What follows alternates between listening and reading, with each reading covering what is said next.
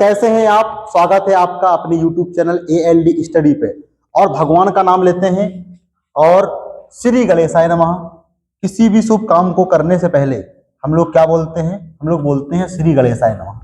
आज जो स्टोरी होने वाली है बहुत ही इंटरेस्टिंग कहानी होने वाली है, क्योंकि बोर्ड के लिए जो अपन को माई बाप लेके चलना है वो है बेटा NCERT। क्या है? NCERT। चीजें बोर्ड में NCERT से बाहर जाएंगी ही नहीं, ठीक है। तो NCERT में जो फर्स्ट चैप्टर हम लोग का कंप्लीट हो चुका था, विद्युत आवेश एवं क्षेत्र, उसका आज प्रैक्टिस सेशन करने वाले हैं। प्रैक्टिस करेंगे, एक एक क्वेश्चंस को हम लोग देखेंगे। तो आज हम लोगों का क्या है? प्रैक्टिस सेशन 1 है, यानी पार्ट 1 है। क्या है? पार्ट 1। तो क्या है, क्या करना है? क्वेश्चन जैसे ही पढ़ोगे वीडियो को स्टॉप कर देना है, अपने मन से सॉल्व करना है। जैसे ही सॉल्व हो गया क्वेश्चन, वीडियो को ऑन कर देना है और अपना चेक करना है कि आपने सवाल सही किया है कि गलत किया है, ठीक है।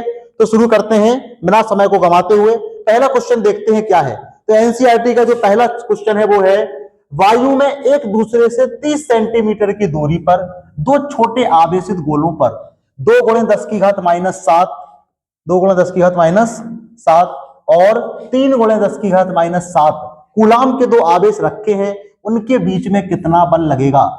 2 आवेशों के बीच में लगने वाला बल, 2 आवेशों के बीच में लगने वाला बल क्या होता है? कूलाम अंकल ने हमको बताया है F = K Q1 Q2/r²। बताया कि नहीं बताया है? हम लोग जानते हैं कि जो R है उसको सेंटीमीटर में ना रख के मीटर में हम लोग को पुट करना है। 30 सेंटीमीटर की दूरी है, तो यहां पे क्या लिखेंगे? 30 × 10⁻⁻² मीटर।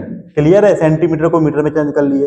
2 गोले हैं, एक गोले के ऊपर कितने कूलम आवेश है? एक गोले के ऊपर आवेश है 2 × 10⁻⁷। ये है हमारा Q1 का मान। और Q2 का मान क्या है? दूसरा गोला कितने दूरी पर रखा है? 30 × 10⁻² मीटर की दूरी पर रखा है। इस दूसरे गोले के ऊपर कितना आवेश है? 3 × 10⁻⁷ कूलम। क्लियर है?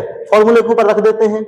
F = क्या? K की वैल्यू कितनी होती है? 9 × 10⁹। Q1 की वैल्यू कितनी है? Q1 की वैल्यू है 2 × 10⁻⁷, 2 × 10⁻⁷। और Q2 की वैल्यू कितनी है बेटा? Q2 की वैल्यू है 3 × 10⁻⁷। अपॉन में R² है। क्या है? R²। R की वैल्यू कितनी है? 30 × 10⁻²। तो 30 × 10⁻² और 30 × 10⁻²। देखना, 30 × 30 है, 2 जीरो तो क्या है? ऐसे कैंसिल कर देगा 10⁻² को।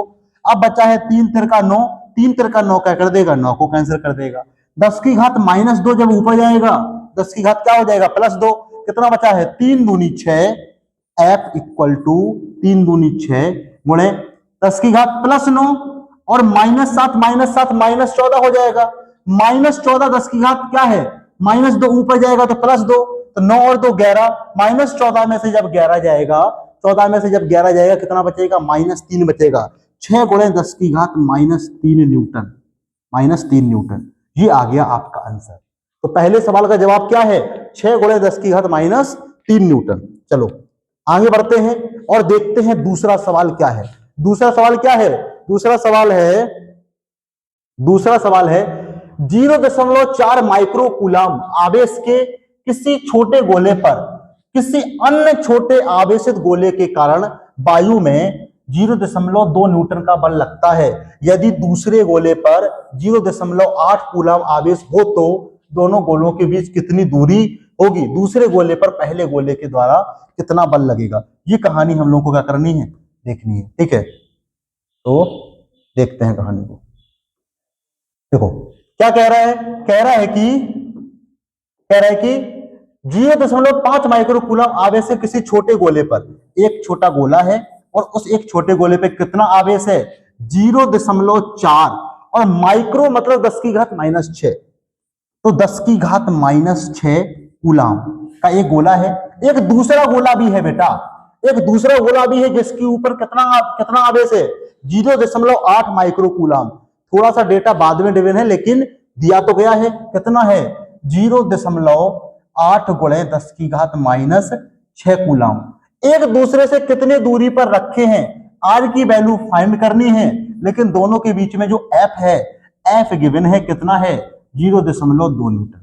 फॉर्मूला सेम लगेगा, फॉर्मूला सेम क्या लगेगा, कूलम अंकल का फॉर्मूला लगेगा बेटा। कूलम अंकल हम लोग को रामबाण दे के चले गए, F इक्वल टू के Q1 Q2 upon R square.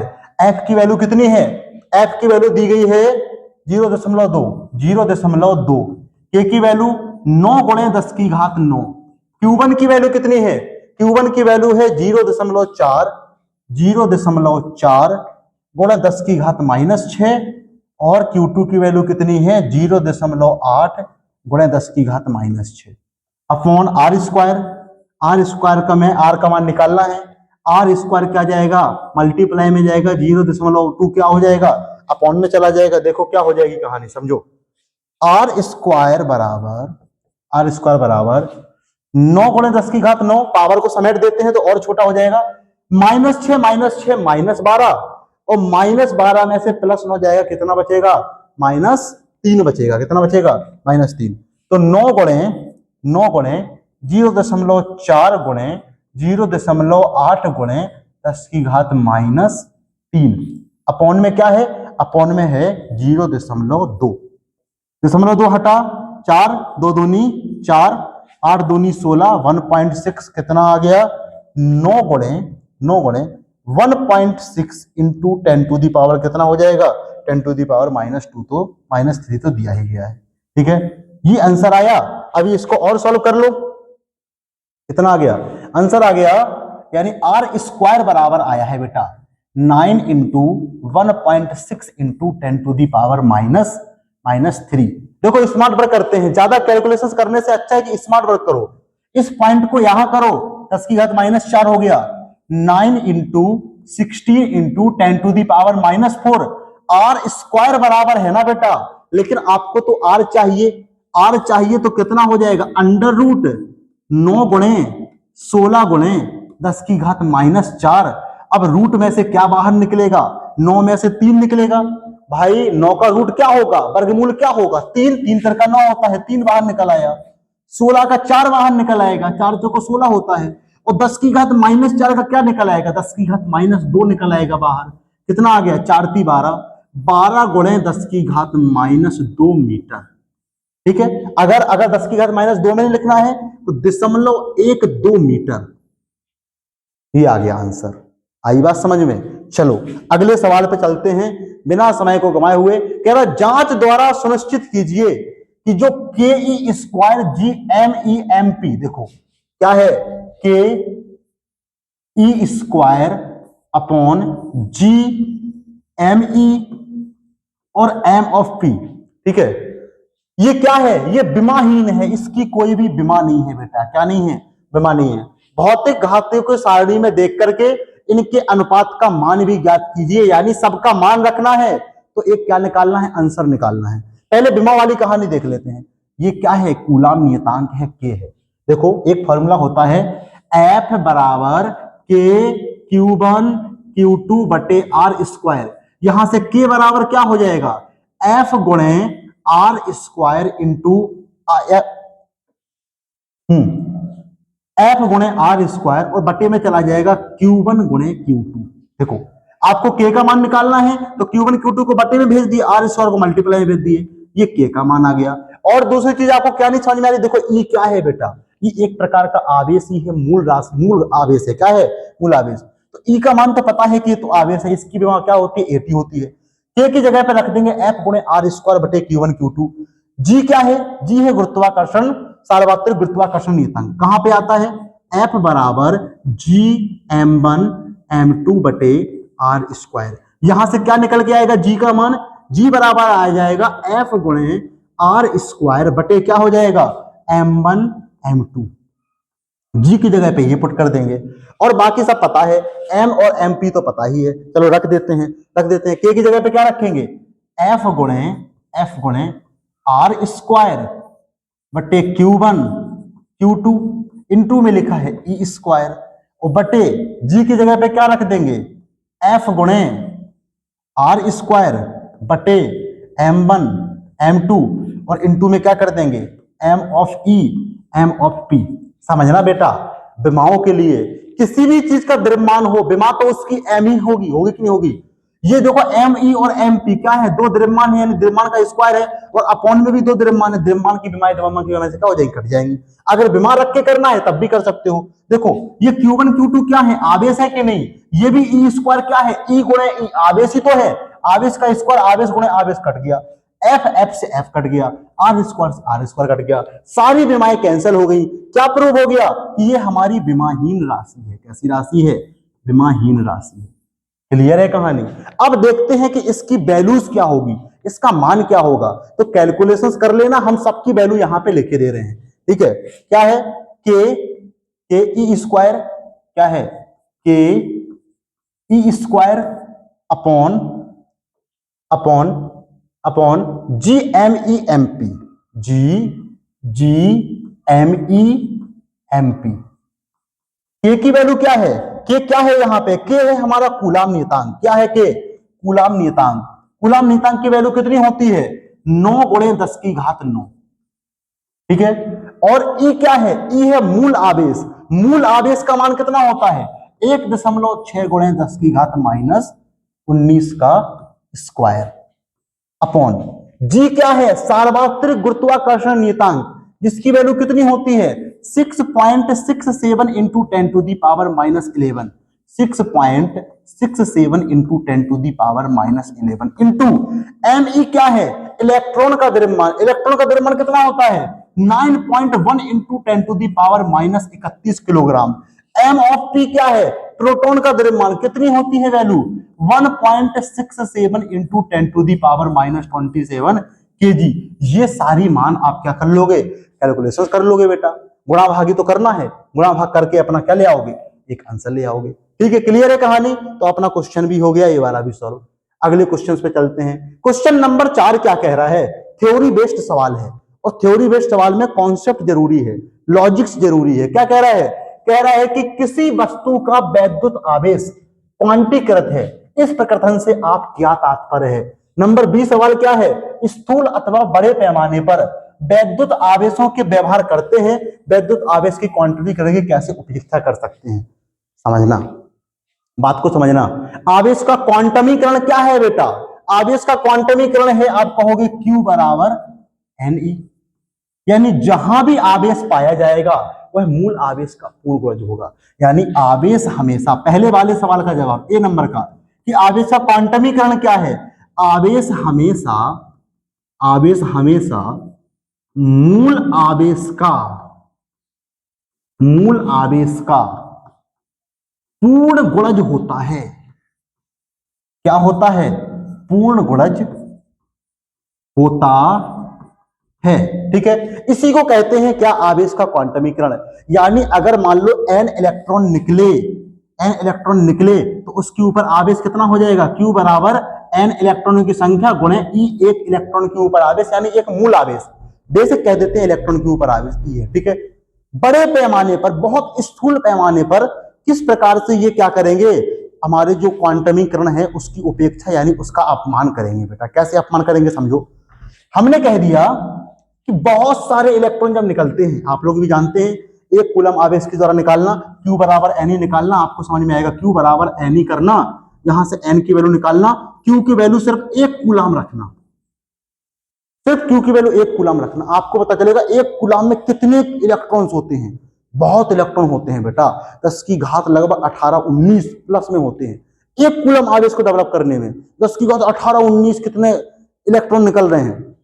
तो सोचो, जब हम कह दें कि मान लो 100 करोड़ इलेक्ट्रॉन, समझे ना बात को, 100 करोड़ इलेक्ट्रॉन ने क्या किया, कुछ एक मान लो Q आवेश डेवलप किया बड़े पैमाने पे। अरे बेटा, अगर इसमें से 4-5 इलेक्ट्रॉन अगर हम लोग मान लो काउंट ना करें तो भी कोई आवेश में फर्क पड़ेगा क्या, नहीं पड़ेगा, नहीं पड़ेगा ना। इसीलिए बड़े पैमाने पर इलेक्ट्रॉनों की संख्या में थोड़ा बहुत चेंज आने से आवेश पे कोई फर्क नहीं पड़ता है, इसलिए वो क्या होता है, हमारे आवेश के क्वांटमीकरण का क्या करता है, उपेक्षा करता है। मतलब बड़े पैमाने पे इलेक्ट्रॉनों की संख्या इतनी ज्यादा मैटर नहीं कर पा रही है, यही क्या है, उपेक्षा करता है। सिंपल सी कहानी है, 2 सवाल थे इसमें। पहला सवाल था आवेश का क्वांटमीकरण क्या है, आवेश का क्वांटमीकरण क्या है? आवेश हमेशा मूल आवेश का पूर्ण गुणज होता है, ये आवेश का क्वांटमीकरण है।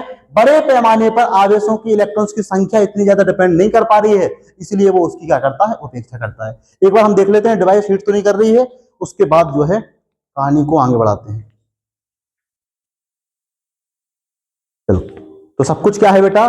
सब कुछ सेट है। अब हम लोग अगले सवाल के ऊपर चलते हैं कि अगला सवाल हमारा क्या है। अगला सवाल देखते हैं क्या है। अगला सवाल है कि जब कांच की छड़ को रेशम के टुकड़े से रगड़ते हैं तो दोनों पर आवेश आ जाता है। बिल्कुल सही है। इस प्रकार की परिघटना का वस्तुओं के अन्य उगमों में भी परीक्षण किया जाता है। स्पष्ट कीजिए कि यह परीक्षण आवेश संरक्षण के नियम का किस प्रकार सामंजस्य रखता है। देखो, पहले समझते हैं कहानी को। अगर एक है हमारे पास कांच की छड़, क्या है? कांच की छड़, कांच की छड़, और एक है रेशम का कपड़ा। क्या है बेटा?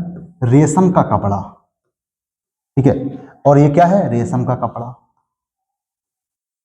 रेशम का कपड़ा। जब कांच की छड़ से रेशम के कपड़े को रगड़ते हैं तो एक बात हमेशा याद रखना बेटा कि जो कांच है इसकी विद्युत ऋणात्मकता क्या होती है? इसकी विद्युत ऋणात्मकता कम होती है। क्या होती है? कम होती है। और इसकी क्या होती है? ज्यादा होती है। और जब दो पदार्थों का आप घर्षण करा रहे हो, दो पदार्थ जब घर्षण करेंगे, घर्षण करने पे जिस पदार्थ की विद्युत ऋणात्मकता क्या होगी? कम होगी, उससे इलेक्ट्रॉन्स क्या हो जाएंगे? निकल जाएंगे। जिसकी ज्यादा होगी उस पर चले जाएंगे। क्लियर है कहानी? यहां पे कांच को जब रेशम के कपड़े से रगड़ोगे तो कांच के ऊपर आ जाएगा धनात्मक आवेश, पॉजिटिव आवेश, और रेशम के कपड़े के ऊपर आ जाएगा नेगेटिव आवेश। कितना आ जाएगा? नेगेटिव आवेश। किस प्रकार से हमारे जो है स्पष्ट कीजिए कि आवेश संरक्षण का सिद्धांत का पालन कर रहे हैं। समझो, एग्जांपल के तौर पे समझो। शुरुआत में दो वस्तुएं हैं आपके पास, एक है कांच की छड़, इसको वस्तु ए ले लो। दूसरा है रेशम का कपड़ा, इसको वस्तु क्या ले लो? बी ले लो। अभी इसके ऊपर कोई भी इलेक्ट्रॉन्स का क्या नहीं हुआ है? आदान प्रदान नहीं हुआ है, ठीक है। टोटल आवेश कितना है? टोटल आवेश है 0। इस निकाय का आवेश कितना है? 0। जब कांच की छड़ को रेशम के कपड़े से रगड़ दिए, क्या कर दिए? घर्षण कर दिए। क्या कर दिए? घर्षण कर दिए। कुछ इलेक्ट्रॉन्स क्या हो गए? कुछ इलेक्ट्रॉन्स रेशम के कपड़े पे चले गए। रेशम के कपड़े के ऊपर मान लो n इलेक्ट्रॉन चले गए, तो रेशम के कपड़े के ऊपर आ गया -Ne आवेश। और कांच की छड़ से n इलेक्ट्रॉन निकल गए, कांच की छड़ के ऊपर आ गया +Ne आवेश। जितना कांच की छड़ के ऊपर धनात्मक आवेश आएगा उतना ही रेशम के कपड़े के ऊपर ऋणात्मक आवेश आएगा। टोटल आवेश कितना हो जाएगा? टोटल आवेश कितना हो जाएगा? कांच की छड़ के ऊपर +Ne आवेश आया है और रेशम के कपड़े के ऊपर -Ne आवेश आया है। टोटल Ne टोटल आवेश कितना है? 0 है ना बेटा। तो पहले भी निकाय का आवेश 0 था, बाद में भी निकाय का आवेश टोटल 0 है। ऐसे समझो, जितना रेशम के कपड़े के ऊपर नेगेटिव आवेश आएगा उतना कांच की छड़ के ऊपर धनात्मक आवेश आएगा, तो टोटल तो 0 ही होगा। आवेश संरक्षण का सिद्धांत हो रहा है, यहाँ पे पालन हो रहा है। समझ में आ रही है कहानी? आवेश संरक्षण के सिद्धांत का किस प्रकार पालन करता है? जितना धनात्मक आवेश आएगा कांच की छड़ के ऊपर उतना ही आवेश आएगा रेशम के कपड़े के ऊपर ऋणात्मक आवेश। यही है हमारा आवेश संरक्षण का सिद्धांत। क्या है? आवेश संरक्षण का सिद्धांत।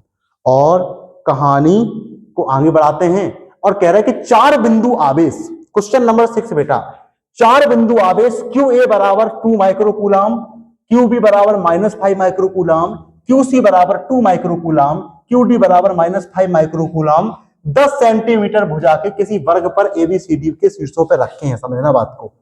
ऐसे क्या है? कोई एक वर्ग है, कोई क्या है? एक वर्ग है, और एक आवेश रखा है 2 माइक्रोकूलम ए पर। किस पर रखा है? ये है ए बिंदु। और बी पर रखा है -5 माइक्रोकूलम, और सी पर रखा है 2 माइक्रोकूलम, और डी पर रखा है -5 माइक्रोकूलम। ठीक है, 10 सेंटीमीटर की भुजा है। कितनी सेंटीमीटर की भुजा है बेटा? 10 सेंटीमीटर की। तो सारी भुजाएं कितनी होंगी? 10 सेंटीमीटर की होंगी। कितने की होंगी? 10 सेंटीमीटर की होंगी। क्लियर है? और कह रहा है कि किसी वर्ग के ABCD के शीर्षों पर अवस्थित है। केंद्र पर 1 माइक्रोकूलम रखा है। क्या रखा है? केंद्र पर एक रखा है 1 माइक्रोकूलम। आवेश पर लगने वाला बल कितना है? जो केंद्र पर 1 माइक्रोकूलम रखा है ना बेटा, इस पर कुल कितना बल लगेगा? निकाय में 5 आवेश हैं, 4 किनारों पे रखे हैं, एक बीच में रखा है। देखो देखते हैं कहानी। देखो 1 माइक्रोकूलम पॉजिटिव आवेश है। क्यों? ये क्या करेगा, इस बिंदु को मान लो बिंदु सेंटर पे है, तो बिंदु सी है ये। क्या है? बिंदु सी है ये। क्या है?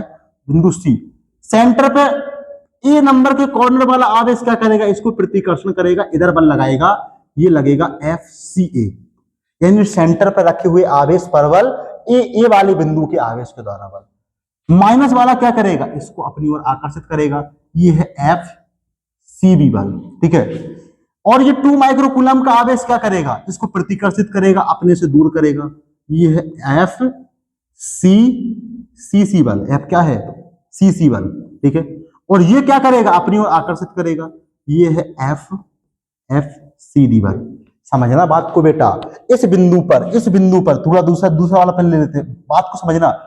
इस बिंदु पर कुछ इस तरह की कहानी है। इधर की तरफ लग रहा है बल FCC, इधर की तरफ बल लग रहा है FCA, इधर की तरफ बल लग रहा है FCB, इधर की तरफ बल लग रहा है FCD। कहोगे देखो सेंटर से दूरी कितनी है, बल के परिमाण कितने हैं, कुछ करना ही नहीं है, सवाल कुछ है ही नहीं। समझना, दूरी क्या सेंटर से सारे किनारों की सेम रहेगी? कहोगे बिल्कुल सही है, सही रहेगी। जो FCB है, FCB देखना क्या है, ये बी वाला आकर्षित कर रहा है। FCB में परिमाण कितना है? Q1 का मान कितना है? -5 कूलम। और Q2 का मान कितना है? 1 कूलम। दूरी सेम है, यहां भी कितना है? 5 है, यहां भी कितना है? सेम है। FCB का मान FCD के मान के बराबर है और दोनों की दिशाएं विपरीत हैं। क्या दोनों कैंसिल हो जाएंगे कि नहीं हो जाएंगे? सोचो, हम यहां हैं, हमको एक बल इधर खींच रहा है, किससे? FCB सेम बल से खींच रहा है, दूसरा बल उधर खींच रहा है सेम बल से, हमारे ऊपर कोई बल नहीं लगेगा बेटा, टोटल जीरो नष्ट हो जाएगा। सेम कहानी CA की भी है। यहां इस बल पर जो CA बल लग रहा है, CA यानी ए जो बल लगा रहा है, देखो 2 माइक्रोकूलम है, 1 माइक्रोकूलम है, सेम यहां भी 2 माइक्रोकूलम है, ये है FCC। FCA और FCC दोनों का परिमाण क्या है? समान है, इसलिए दोनों ये भी कैंसिल हो जाएंगे। टोटल बल बिना सॉल्व किए आ जाएगा कि जो केंद्र पर जो आवेश रखा है 1 माइक्रोकूलम, इस पर कितना बल लगेगा? इस पर लगेगा 0 बल। कितना बल लगेगा? 0 बल। बिना सॉल्व किए बस इतना लिखना है आपको। ऐसे लिखना है कि जो FCC है बेटा, FCC का जो परिमाण है वो समान है किससे? FCA से। परिमाण समान है और दिशा विपरीत है। परिमाण समान है और दिशा विपरीत है, इसलिए टोटल बल क्या हो जाएगा? 0 हो जाएगा। सेम कहानी FCB की भी है, यानी FCB का जो परिमाण है वो बराबर है FCD के, और इसके परिमाण बराबर है लेकिन दिशा विपरीत है, ये दोनों भी कैंसिल हो जाएंगे। जब सब कैंसिल ही हो गए तो टोटल बल कितना बच गया? टोटल बल 0 बच गया। समझ में आ रही है बात? क्वेश्चन नंबर 6 एकदम क्या हो गया? इजी हो गया, एकदम धुआं हो गया बेटा। अब लास्ट क्वेश्चन देखते हैं अपने इस वीडियो का। इसके बाद अगले वाले लेक्चर में थोड़ा सा बड़ा होगा, ये वाला थोड़ा छोटा होगा, गर्मी आज थोड़ी सी ज्यादा लग रही है, पसीने से समझ में आ रहा होगा। ठीक है, इस सवाल को सॉल्व करके अपने लेक्चर का क्या करेंगे? एंड करेंगे। समझो, स्थिर वैद्युत क्षेत्र में एक सतत वक्र होती है। बिल्कुल सही है, स्थिर वैद्युत क्षेत्र रेखाएं एक सतत वक्र होती हैं। बिल्कुल, अपन लोगों ने लिखा है कॉन्टिन्यूअस होती है। सतत मतलब क्या? सतत मतलब जो कभी टूटे ना, उसे कहते हैं सतत वक्र। कह रहा सतत वक्र होती हैं, अर्थात कोई क्षेत्र रेखा एकाएक टूट नहीं सकती। क्यों? पहला नंबर बात। दूसरे नंबर बी वाली बात क्या है? स्पष्ट कीजिए कि दो क्षेत्र रेखाएं कभी एक दूसरे को प्रतिच्छेदन नहीं करती हैं। इन दोनों बातों को देखते हैं। पहले टूटने वाली कहानी को देखते हैं बेटा। हमने कहा था कि जैसे मान लो ये वस्तु ए है और ये दूसरी वस्तु बी है। क्या है? बी है। हमेशा विद्युत बल रेखाएं प्लस से निकलती हैं और माइनस पे जाती हैं। क्यों? क्योंकि ये क्या होती हैं? एक काल्पनिक रेखाएं तो होती हैं, लेकिन इलेक्ट्रॉन का मुक्त पथ होती हैं। क्या होती हैं? इलेक्ट्रॉन का मुक्त पथ। सोचो, प्लस से निकला होगा, गया होगा नेगेटिव पे। ऐसा तो नहीं है कि इलेक्ट्रॉन बीच में गायब हो गया, यहां निकल गया, यानी यहां पे क्या होगी कहानी? यहां पे विद्युत बल रेखा है ही नहीं। ऐसा थोड़ी हो सकता है कि इलेक्ट्रॉन यहां पे गायब हो गया और यहां से फिर प्रकट होके आ गया, मतलब बीच में टूट गई। बीच में टूट गई रेखा, नहीं, ऐसा नहीं होता।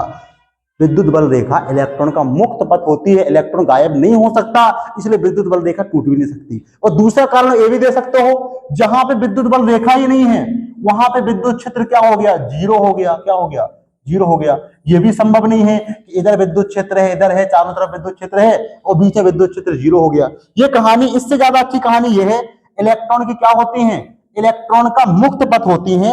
इलेक्ट्रॉन कभी गायब थोड़ी हो जाएगा और निकल जाएगा, ठीक है। विद्युत बल रेखा इलेक्ट्रॉन का मुक्त पथ होती है, इलेक्ट्रॉन बीच में अपने आप गायब नहीं हो सकता। भाई द्रव्यमान संरक्षण का नियम लग रहा है कि नहीं, इसलिए विद्युत बल रेखाएं कभी टूटती नहीं है, वो हमेशा सतत वक्र होती है। क्या होती है, सतत वक्र। क्लियर है कहानी। दूसरी कहानी क्या है, दूसरी कहानी है दो विद्युत बल रेखाएं कभी एक दूसरे को काटती क्यों नहीं है। ये एक विद्युत बल रेखा जा रही है, दूसरी ये एक विद्युत बल रेखा जा रही है, क्यों नहीं काटती है एक दूसरे को, कभी इसलिए नहीं काटती हैं क्योंकि हम लोग जानते हैं किसी विद्युत बल रेखा के ऊपर, किसी विद्युत बल रेखा के ऊपर खींची गई स्पर्श रेखा, क्या, स्पर्श रेखा, स्पर्श रेखा, रेखा उस बिंदु के लिए विद्युत क्षेत्र की दिशा को दिखाती है। यहां पे दो विद्युत बल रेखाएं हैं, मान लो एक ए है, ये दूसरी बी है। ए के लिए देखते हैं, जिस बिंदु पे कटी है कहानी, इस बिंदु पर अगर ए के लिए देखें तो ए के लिए देखें तो ध्यान से देखना बेटा बात को। ए के लिए विद्युत क्षेत्र रेखा खींच देते हैं, ऐसे ऐसे स्पर्श रेखा खींच देते हैं ए वाले पे। ये है, इस बिंदु पर विद्युत क्षेत्र के लिए दिशा क्या हो गई, विद्युत क्षेत्र के लिए दिशा ये हो गई, ठीक है, दिशा ये हो गई।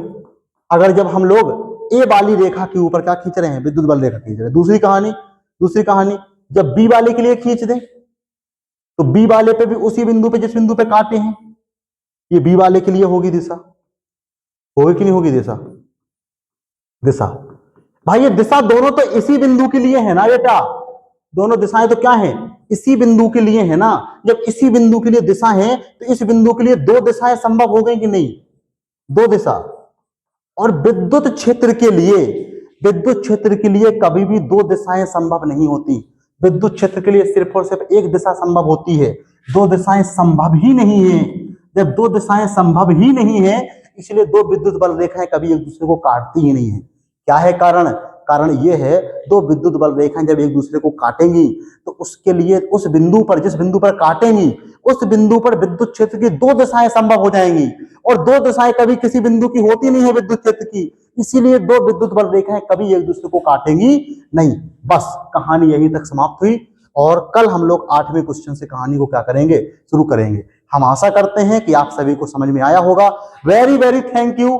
मिलते हैं अगले लेक्चर में, तब तक के लिए ओके बाय बाय। बने रहो एलडी स्टडी के साथ और मिलते हैं कल अगले लेक्चर में, धुआंधार तरीके से सारे क्वेश्चंस को सॉल्व करेंगे।